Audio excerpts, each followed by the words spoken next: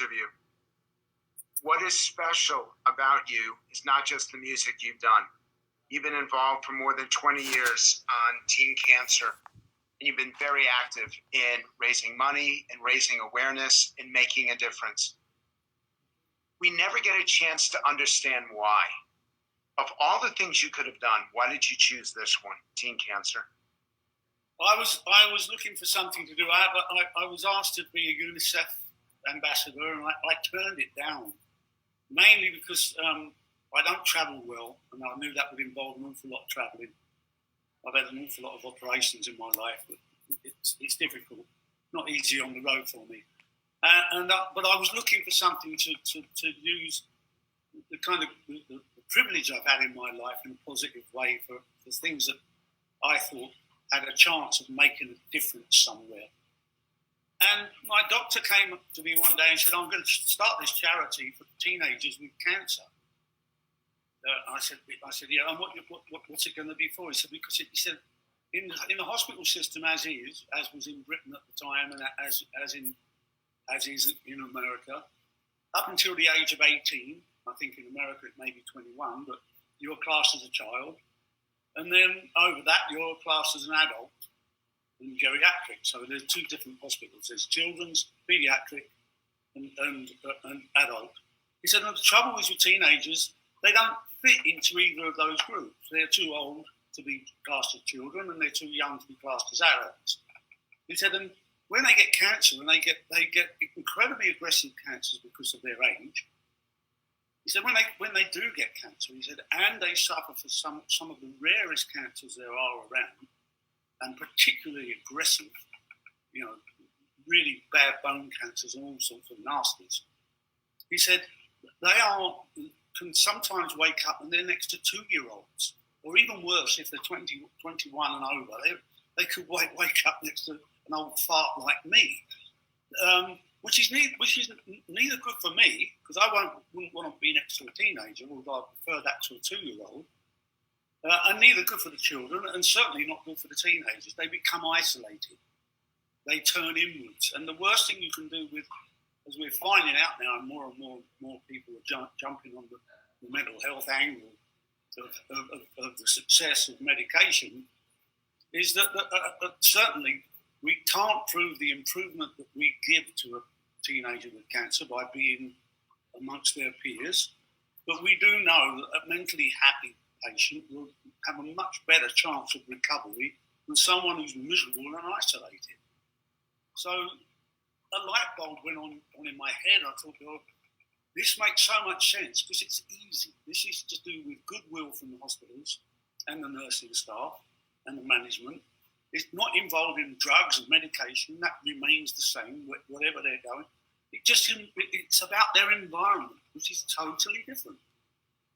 Up until 1947, perhaps, you could say, well, teenagers didn't kind of exist. You went to school when you were a child, and then you went out to work straight away. I was out to work on my 15th birthday, That's how life was then. But today, there's no excuse for it. Whole huge sections of our economy are angled towards this age group. But then in the hospital system, children have nurseries, teddy bears, clowns, rainbows on the wall, everything. Adults have TV lounges, all those comfortable things that they need, libraries. But a teenager who needs computers, he needs video games, he wants to play pool with his mates, he wants to do all those kind of things that teenagers do, there is nothing. Until we came along, they're worth nothing at all. Roger, you didn't just do this in the UK. You did this Teen Cancer America. And obviously you're not American. I'm talking to you from London now. What was so important that you wanted to have an impact here in the States? I'm curious.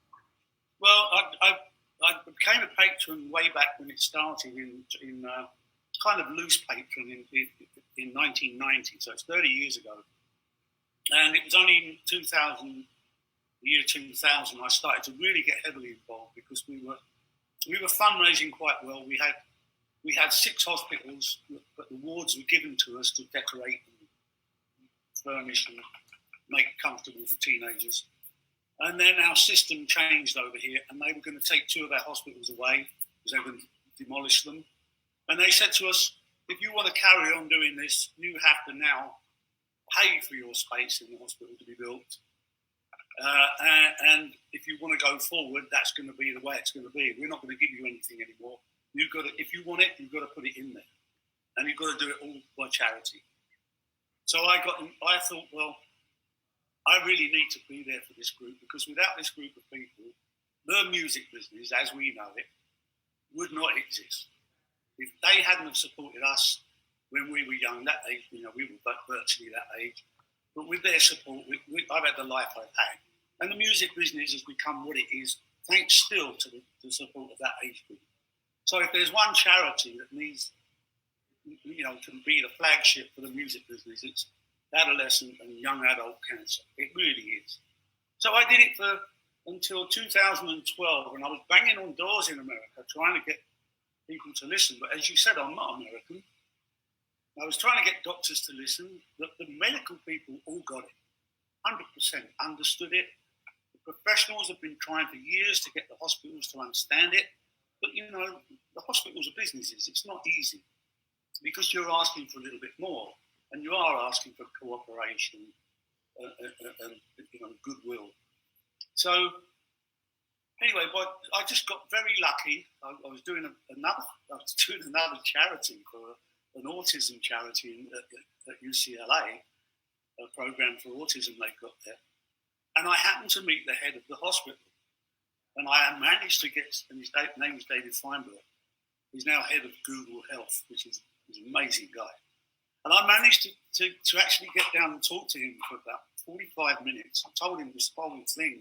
I'm so passionate, why I'm so passionate about it, and why it is so important, and the fact that the US, America, had nothing like it. They were still on the divide. It's not to say that adolescents and young adults didn't have probably better medication in America, but their social psychological situation was far worse than it was in Britain. So he listened to me, and at the end of the conversation, but much to my surprise, he said, I totally get this. He said, and I'm going to send a team to England to see what you do. And he did that within 3 months. A team from UCLA, they came to England. We showed them what we were doing. We showed them the kind of facilities we were providing. And again, like I say, nice to stress, but we do not do medicine. We just do the environment. We do some specialised nursing support, things like that. His team came back and they said, look, this is the gold standard. We're way behind the curve here. We've got to have this. And thanks to David's sway with the hospital, he gave us the chance to put our first small space at UCLA. And that got the whole thing started. And we started in 2012. In 18 years, we've now got something like, we're working in partnership with something like 42, maybe even more hospitals.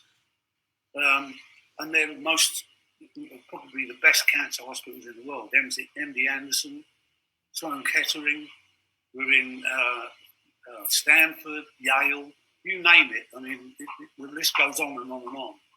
And in that time, the WHO and our friends, people like Dave Grohl, Eddie Vedder, and American people, also Robert Plant. We also have Van Morrison. Last year we had Pink. We've raised money and we've managed to donate to these hospitals in partnership for what we do, about $15 million. That's in 8 years. That's pretty remarkable when you think of what a huge country America is.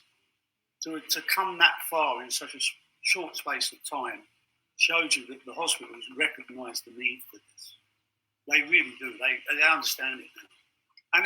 And what it's done, it's put the foot through the door of kind of every other hospitalised illness that an adolescent and young adult will get. There'll be something where they can have their community still together, so they can still communicate the way they do, enjoy the things they do at that wonderful time of our lives when our dreams are as big as they can get, and all those expectations are out there of what life can give us, and we're shut down because of cancer. I mean, so Roger, we are, you and I, Frank, and me. We've just had 3 months of lockdown. With an adolescent with cancer, they're locked down for maybe 6 months, at a time of their life. Can you remember when you were 15, 16, 13? God, you were so looking forward to that little next bit coming up, you know. And then they're shut down, you know. At a time when a spot on your nose was something, can't go out. You're diagnosed with something that you might lose your life for. Certainly you're going to lose your hair most of the time. Not that they worry about that. They all shave their heads and support. Well, Roger, there's a gentleman, and we're trying to find him right now.